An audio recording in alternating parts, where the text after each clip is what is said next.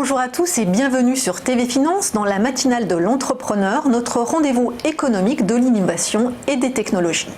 Nous recevons ce matin Édouard Delgat, cofondateur de Indemniflight, une plateforme qui aide chaque année plus de 20 000 passagers des compagnies aériennes à être indemnisés en cas de retard ou d'annulation de leur vol. Bonjour. Bonjour Anne-Laure. Alors présentez-nous brièvement le concept d'Indemniflight et d'où vous est venue l'idée. Alors le concept d'Indemniflight, en fait, c'est de pouvoir aider les passagers aériens qui sont victimes de problèmes d'avion, donc de retard, d'annulation ou de surbooking, à obtenir des indemnisations. En fait, la majorité des gens ne le savent pas, mais lorsqu'on subit un préjudice quand on voyage en avion, eh bien, on a le droit à des indemnités et le problème c'est que soit on ne le sait pas, soit quand on le sait, on a du mal à obtenir ces indemnisations auprès des compagnies aériennes. Donc nous, on a créé une plateforme qui permet d'aider les passagers à obtenir ces indemnités simplement. Et alors quel type de vols sont concernés? Des vols au sein de l'Union européenne par exemple, ou des compagnies uniquement européennes? Parce que ça non plus on ne le sait pas. Oui, en fait la législation sur laquelle on s'appuie est une législation européenne. Qui date de 2007. Et qui a après il y a une jurisprudence en fait en 2009 qui a étendu en fait ces droits à l'indemnité pour les retards d'avion. Au début c'était uniquement pour les annulations de vol. Maintenant que ce soit un retard ou une annulation, vous avez le droit ou un surbooking, absolument, vous avez le droit à ces indemnités. Donc en fait il faut que la législation européenne soit applicable. Donc si votre vol est au départ de l'Europe, vous êtes nécessairement un pays d'Europe, voilà, vous êtes nécessairement éligible à l'indemnité. Maintenant si votre vol va de l'extérieur de l'Union européenne vers l'intérieur de l'Union européenne, il faut que la compagnie aérienne elle soit européenne. Et son siège en Europe en fait, son siège social en Europe. Oui voilà, exactement. D'accord.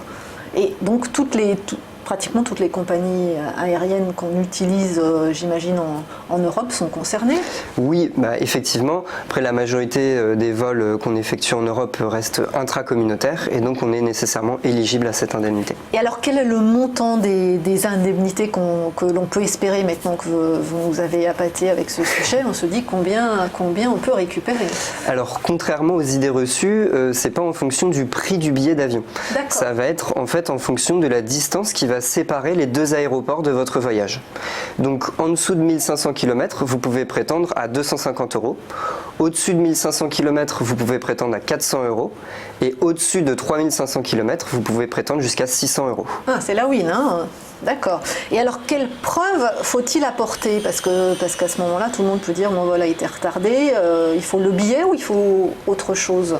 Alors c'est là où les compagnies aériennes commencent à se défendre, c'est justement sur les preuves qu'il va falloir apporter pour obtenir ces indemnités. Donc en cas d'annulation de vol, en fait il faut prouver que vous avez subi le préjudice, donc une simple réservation d'achat suffira à prouver que vous avez bien acheté le vol et que vous avez subi le préjudice puisque le vol a été annulé. En revanche, et c'est là où les compagnies aériennes commencent à jouer sur le terrain juridique, si votre vol est retardé, il faut que vous puissiez prouver que vous étiez à bord du vol. Et donc là, idéalement, la carte d'embarquement, c'est le mieux. Après, nous, avec nos équipes de juristes, on arrive parfois à faire passer d'autres preuves devant les tribunaux pour obtenir malgré tout ces indemnités. En fait, on va vraiment accompagner le passager dans les preuves qu'il doit fournir, enfin les documents qu'il doit fournir, et on va défendre ses droits avec des avocats partenaires devant les tribunaux pour vraiment aller le plus loin possible dans la procédure et contrer toutes les barrières juridiques que les compagnies aériennes vont essayer de nous mettre. Et alors concrètement, comment ça fonctionne si on est dans un des trois cas de figure que vous avez évoqués, soit le vol est annulé, soit il est retardé, soit on est en surbooking, qu'est-ce qu'on fait? On va sur la plateforme et puis comment ça s'organise? Comment on est en contact avec l'avocat ensuite? Alors en fait, on va complètement dématérialiser toute la procédure. Donc on a fait un site internet où vous nous faites part de votre problème d'avion. Instantanément, on est capable de vous dire si vous êtes a priori éligible à l'indemnité ou pas, et on vous donne le montant de cette indemnité en quelques clics sur notre site internet. En fonction du fait si c'est un vol intra-européen, si c'est une compagnie européenne. Exactement. Et selon la distance. Voilà, exactement. Et on va en fait après s'occuper de l'intégralité de la procédure. On va vous demander quelques documents, donc justement la fameuse preuve que vous avez subi le préjudice, plus votre carte d'identité et un mandat que vous pouvez signer électroniquement en ligne qui va nous permettre permettre en fait de faire toutes les démarches pour vous. Donc une fois que vous nous avez transmis ces documents, nous on s'occupe du reste, on s'occupe de la relation avec les avocats, on s'occupe de bien comprendre quel préjudice vous avez subi et on essaie de vous obtenir un maximum d'indemnité. Et si jamais vous voyez que les preuves ou que la personne n'est pas éligible pour obtenir des indemnités, vous lui dites très rapidement. Voilà, on lui dit, on lui explique pourquoi et l'idée c'est vraiment que la personne puisse savoir que ses droits sont bien respectés et donc on va lui expliquer point par point si elle n'est pas éligible, pourquoi, et si on manque de preuves, lui expliquer également pourquoi on ne peut pas obtenir cette indemnité. Mais il y en a beaucoup qui conservent leur carte d'embarquement, autant le billet on y pense, mais la carte d'embarquement... Alors ça dépend, en fait il faut savoir que cette législation elle est rétroactive sur 5 ans. Donc si vous avez eu un vol retardé il y a 4 ans, vous pouvez encore obtenir cette indemnité. Donc évidemment retrouver une carte d'embarquement il y a 4 ans, même le billet, j'allais vous dire ça, même le billet, compliqué. Après avec les adresses mail maintenant en général on s'y retrouve. Maintenant nous en fait on va vraiment creuser la question avec vous pour voir quelles preuves vous pouvez apporter pour prouver devant un juge que vous avez bien subi le préjudice. Si vous n'avez plus votre carte d'embarquement, ça vaut le coup quand même d'essayer parce que de toute manière la procédure est gratuite, enfin si vous n'obtenez rien, vous n'avez rien à payer. D'accord. Et alors comment réagissent forcément les compagnies aériennes? Vont-elles jusqu'au procès facilement? Parce que alors pour le coup, elles doivent avoir une bonne batterie d'avocats en face. Alors oui, effectivement, donc les compagnies aériennes ne réagissent pas très bien. C'est pour ça qu'un particulier, s'il fait les démarches de son côté, bien souvent ils vont justifier des circonstances extraordinaires ou mettre en avant des arguments juridiques qui sont pas toujours valides, enfin qui sont même bien souvent pas valides. Et du coup, nous aussi, on a des avocats en face justement, et c'est la force de notre site internet d'Indemniflight, c'est qu'on va pouvoir contrer les arguments juridiques des compagnies aériennes et défendre le droit des passagers jusqu'au bout. Donc ils ont des avocats, mais nous aussi, et il y a Ils vont quand même jusqu'au procès souvent? Alors certaines oui, on est régulièrement obligé d'assigner certaines compagnies aériennes en justice, mais bon, vous n'allez pas nous dire lesquelles? Alors il y a des mauvais élèves. Des low cost par exemple? Alors par exemple EasyJet, Ryanair, effectivement, ne sont pas forcément très... n'indemnise pas forcément spécialement facilement, voilà. Mais bon, parfois on assigne aussi au tribunal Air France, Transavia, Vueling, enfin toutes les compagnies aériennes sont un peu soumises quand même à ceci. Et alors combien de clients ont déjà fait appel à vous depuis le lancement du site, et quel est le taux de succès? Alors donc depuis le lancement du site, on a pris en charge à peu près 60 000 clients. Il faut savoir que l'année dernière, on a reversé près de 2 millions d'euros à nos clients, à nos passagers. Et donc, si on a l'intégralité des pièces d'un dossier, devant les tribunaux, on gagne à 95%, même plus, 97%. Il peut y avoir quelques interprétations selon les juges qui font qu'on perd quelques procès, mais en général, on obtient les indemnités si on a tous les éléments. Assez facilement. Et alors vous, comment vous rémunérez-vous? Comment fonctionne votre modèle économique?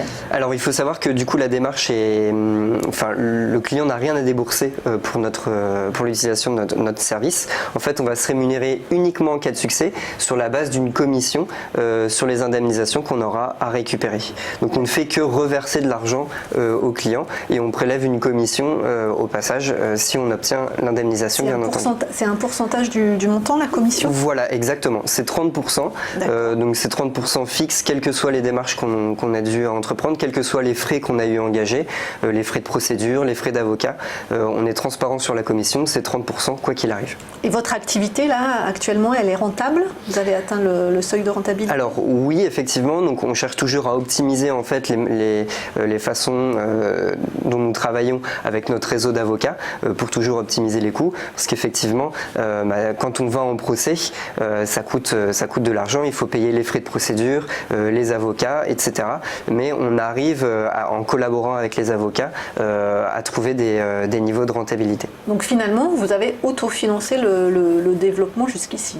Voilà, exactement. Alors avec mes associés, donc mes associés et moi-même, on a mis un peu d'argent dans dans le projet.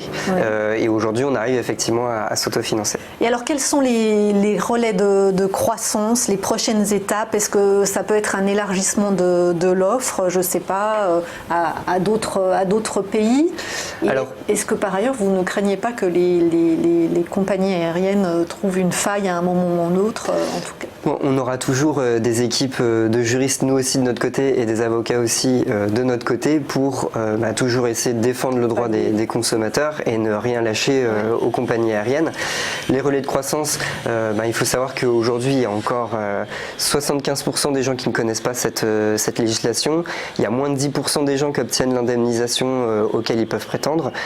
Donc il y a encore beaucoup de travail à faire en France. Mais effectivement, on cherche également à ouvrir notre service à l'échelle européenne, dans d'autres pays européens, parce que c'est une législation européenne et du coup qui est applicable comme en France, partout en Europe. Lesquels par exemple, plus les pays européens? Alors on va commencer par l'Espagne, l'Allemagne, l'Italie, le Portugal, peut-être l'Angleterre, mais on ne sait pas encore exactement comment ça va se passer. Du Brexit. Voilà, exactement, parce que c'est encore assez flou pour nous ce qui va se passer avec le Brexit sur l'application des règlements européens. Donc on va voir pour l'Angleterre. En tout cas, le potentiel d'indemnisation est assez important. Oui, ne serait-ce qu'en France, 3 millions de passagers peuvent obtenir cette indemnisation et peut-être seulement 10% l'obtiennent. Merci beaucoup, en tout cas, Édouard Delgatte. Je le rappelle, vous êtes cofondateur d'Indemniflight.